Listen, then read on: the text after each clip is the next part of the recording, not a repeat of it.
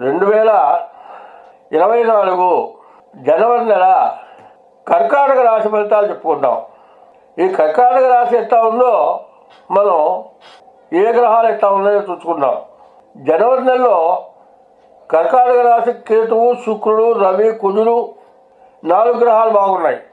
తర్వాత గురువు కూడా చాలా మంచి స్థానంలోకి వస్తున్నాడు. అయితే ఈ కర్కాటక రాశికి శని అష్టమంలో స్వక్షేత్రంలో ఉండటం చెడు సగం మంచి సగం చెడు అని చెప్పాలి. అయితే అష్టమ శని బాగా ఉపయోగపడతాడనే చెప్పాలి. అది కాక కొంత ఇబ్బంది ఉండేది.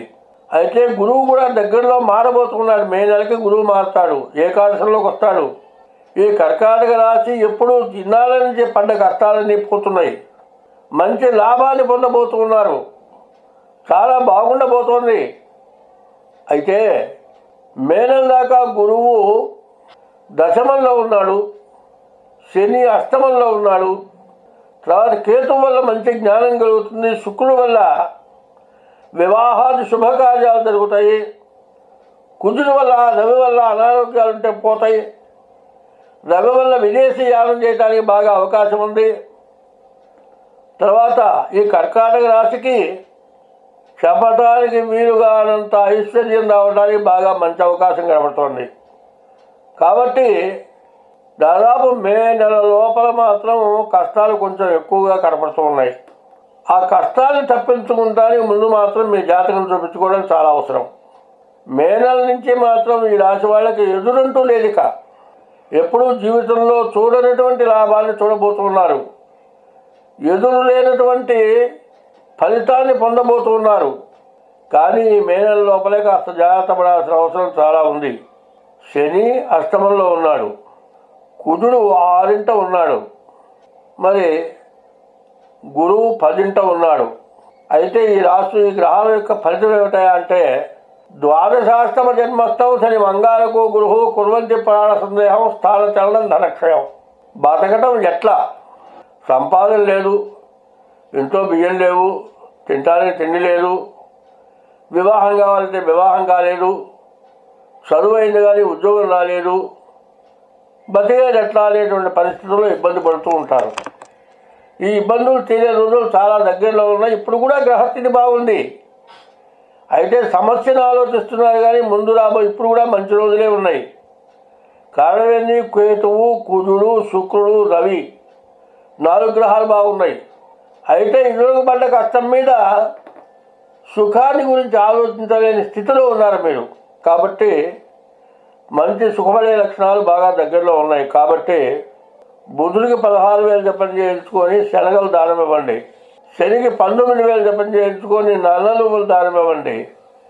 రాహుకి 18,000 జపం చేయించుకొని మినుగులు దానం ఇవ్వండి. గురువు 16,000 జపం చేయించుకొని శనగలు దానం ఇవ్వండి. మీకు అన్ని విధాలా బాగుంటుంది.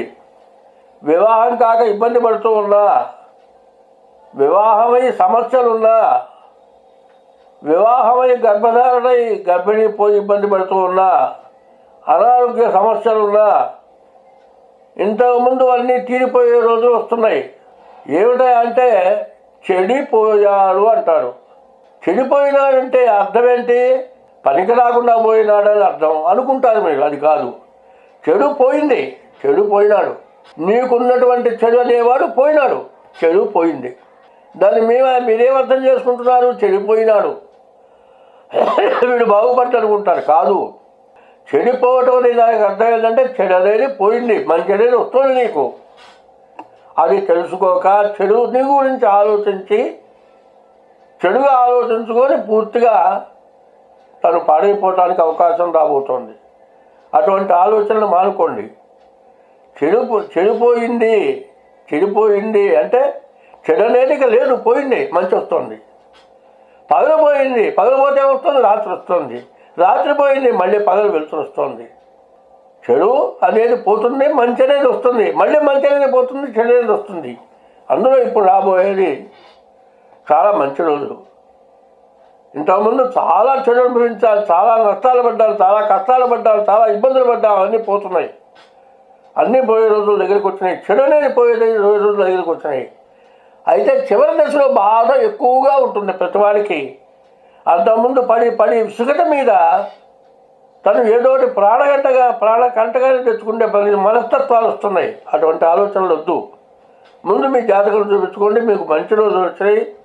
కర్కాటక రాశి అంత సుఖపడే రాశి ఇక ఏది లేదని చెప్పబోతున్నా. కాబట్టి ఈ రాశి వాళ్ళు ముందు మీకు డేట్ ఆఫ్ బర్త్ ఉంటే డేట్ ఆఫ్ బర్త్ ద్వారా కానీ, తర్వాత మీ హత్య ద్వారా కానీ చూపించుకోండి. విదేశంలో ఉన్నవాళ్ళు అక్కడ ఉద్యోగం దొరక్క ఏదో రకంగా తిరిగి వచ్చేద్దాం, అప్పో సప్పో చేసుకొని వస్తారు. అసలే కష్టంలో ఉన్నా, అప్పుల్లో ఉన్నా, ఇంకా అప్పు చేసి తిరిగి వస్తే బతికే మార్గం దొరకదు. ఉన్నది పోయింది, ఉంచుకునే పోయిందిట. ఆ డబ్బులు తీసుకెళ్ళి డబ్బులు అయిపోయినాయి. మళ్ళీ అప్పు తెచ్చుకున్నావు, మళ్ళీ అప్పులు ఎత్తరపడది. అట్లాంటి తొందర పనులు చేస్తారా? చేయొద్దు. మీ గ్రహస్థితి చూపించుకోండి. ఇప్పుడు ఏమవుతుందంటే నాబోటి వాళ్ళు చెప్పే మాటలు ఎట్లా ఉంటాయంటే, కష్టాల్లో ఉన్నప్పుడే గ్రహస్థితి బాగుండదు.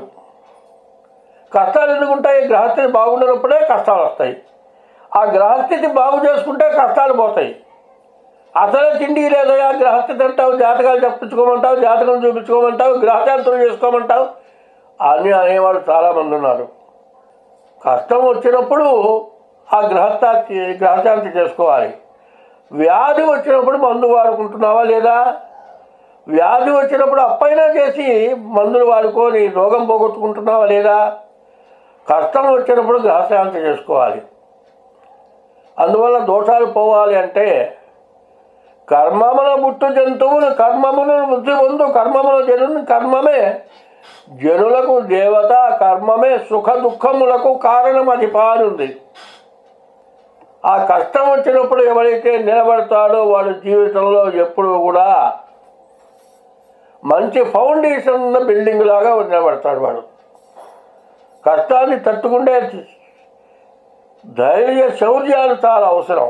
ఇప్పుడు ఈ రాశి వాళ్ళు ఇంత వివరంగా చెబుతున్నారు కాబట్టి మీ జాతకంలో ఉన్న ఫాల్ట్ ఏదో చూసుకోండి. ఏమిటి? విదేశాల్లో ఉండి ఉద్యోగం లేక ఇబ్బంది పడటం ఒకటి, తిరిగి వద్దామనే పరిస్థితి రావడం ఒకటి, 2 ఊళ్ళో ఉండి విదేశాలకు పోవడానికి రిజెక్ట్ అయిపోయి విదేశాలకు పోలేకపోవటం ఒకటి, చదువుకొని ఉద్యోగం రాకపోవటం ఒకటి, అన్ని ఉద్యోగం, విద్య, వ్యాపారం, ఆదాయం, ధనం అన్నీ ఉండి వివాహం కాకపోవటం ఒకటి, వివాహమై సంతానం లేకపోవటం ఒకటి, లేకపోతే భార్యాభర్తలకి అనుకూలత లేక ప్రతికూలత రావటం కానీ, ఇటువంటి సమస్యల నుండి బయటపడాలి అంటే ఓర్పు కావాలి. మీ జాతకంలో ఉన్నటువంటి పరిస్థితుల్లో తెలుసుకొని నేర్పుగా తగినటువంటి శాంతి చేసుకోండి. మీకు అన్ని విధాలా ఈ కర్కాటక రాశి ఈ సంవత్సరంలో పొందేటువంటి లాభం మళ్ళీ వెనక్కి తిరిగి రోజులు మర్చిపోతారు. ఇంతకుముందు పడ్డ కష్టం అంతా మర్చిపోయి నా అంత వాళ్ళు లేడని అనుకునే రోజులు దగ్గరలో ఉన్నాయి. ఈ రాశి వాళ్ళకు వీసా రిజెక్ట్ అయ్యేటట్లయితే